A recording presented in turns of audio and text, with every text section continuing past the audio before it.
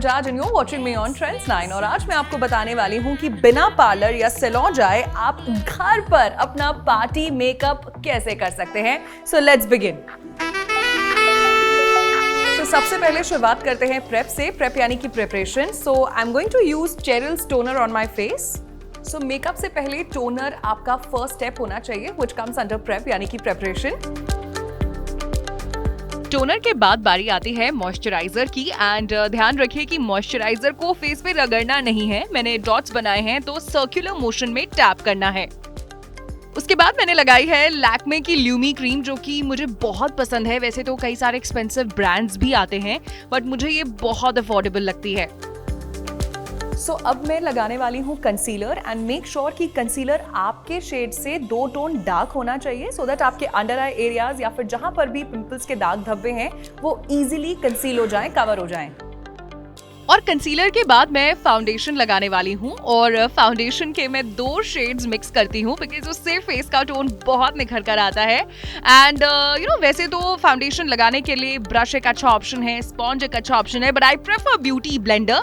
और एक चीज मैं आपको बताना चाहती हूँ कि ड्राई ब्यूटी ब्लेंडर फेस पे मत लगाइए, हमेशा उसे डैम्प कर लीजिए या तो पानी से या फिर अच्छे मेकअप फिक्सर से। Okay, so I am applying my foundation. और जब भी आप फाउंडेशन लगाएं सो ये ध्यान में रखिएगा कि अपने नेक एरिया को ना भूलें, नहीं तो आपका फेस और आपका नेक दोनों अलग अलग टोन्स में दिखेगा।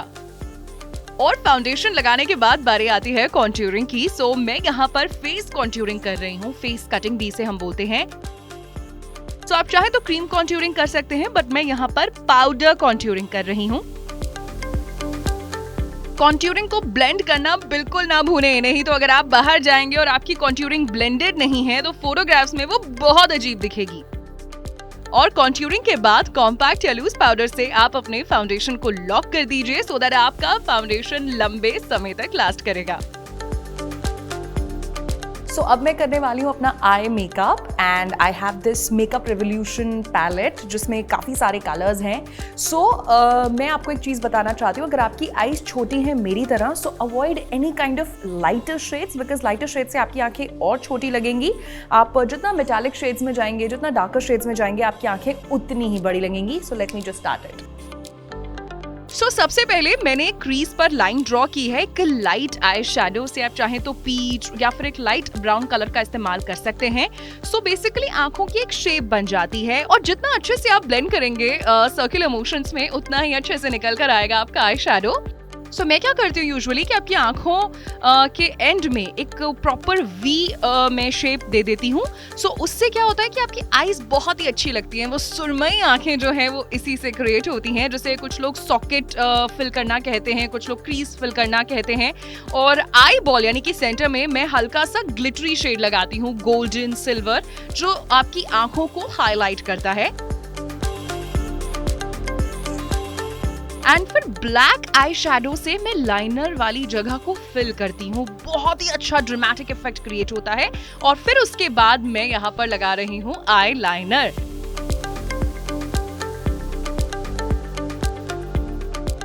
एंड आई लाइनर के बाद मैं किसी डार्क ब्राउन शेड में या जो भी मैंने ड्रेस पहनी हूँ उससे मैचिंग एक शेड से मैं बफर ब्रश के साथ स्मज इफेक्ट देती हूँ। एंड ये जो इक्विपमेंट आप देख रहे हैं इससे घबराने की जरूरत नहीं है, ये आई लैश कर्लर है। मेरी लैशेस काफ़ी छोटी हैं और स्ट्रेट हैं सो वो प्रॉपर लैश इफेक्ट क्रिएट नहीं होता है। सो आई लैश कर्लर से अच्छे से आपकी लैशेस कर्ल हो जाती हैं। एंड इसके बाद मैं लगा रही हूँ mascara. And all you girls double coat के चक्रों में मत पड़ना क्योंकि उससे आपकी आई लैशेस बहुत ही ज़्यादा क्लैम्प्ड हो जाती हैं।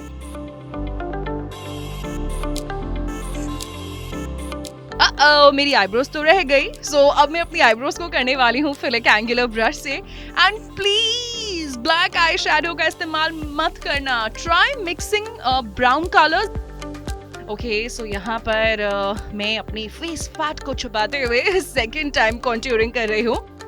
और उसके बाद बारी आती है ब्लशर की। सो ब्लशर आप लगाएं और ध्यान रखें कि अगेन मैं बार बार आपको ये बोल रही हूँ, पिगमेंट कम से कम लें।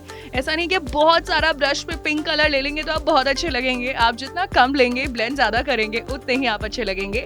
एंड उसके बाद बारी आती है हाइलाइटर की। And trust me girls, this is one tip that I swear by. Highlighter से फोटोग्राफ्स बहुत अच्छी आती हैं। सो मेरा मेकअप पूरा हो चुका है और अब बारी आती है लिपस्टिक की। सो अपने लिप्स को डिफाइन करने के लिए I am using this nude shade lip liner. Okay, so सबसे पहले मैंने लिप्स पर एक एम बनाया है और अच्छे से उसको मैंने आउटलाइन किया है। न्यूड शेड इसलिए भी सो दैट लिपस्टिक अगर लाइट शेड की हो और लिप लाइनर डार्क हो तो इफेक्ट अच्छा नहीं आता। अगेन, जैसे आप सबको पता ही है कि मुझे ना मिक्स एंड मैच करने का बहुत शौक है। सो मैं 2 से 3 लिपस्टिक शेड्स मिक्स कर रही हूँ। एक थोड़ा मूव कलर है, एक न्यूड शेड है, बिकॉज यू नो मिक्स करने से वो कलर ही बहुत ही अच्छे से निखर कर आता है। एंड अगेन विंटर्स हैं, so some gloss for the glamorous effect. Okay, so मेरा लुक पूरा कंप्लीट हो चुका है, लेकिन एक्सेसरीज अभी बाकी हैं। Let me wear my earrings as well. This or that. Okay, let me go with this. So makeup मेरा यहाँ पर पूरा हो चुका है और अगर आप भी चाहते हैं कि आपका मेकअप लंबे समय तक लास्ट करे, केकी पैची ना हो, सो प्लीज एक मेकअप फिक्सर जरूर आप लगाइए। एंड बहुत ज्यादा पास से नहीं लगाना है, थोड़ा डिस्टेंस से उसे स्प्रे करेंगे ना, सो मेकअप सेट हो जाता है। So I'm all set for the party! Yay!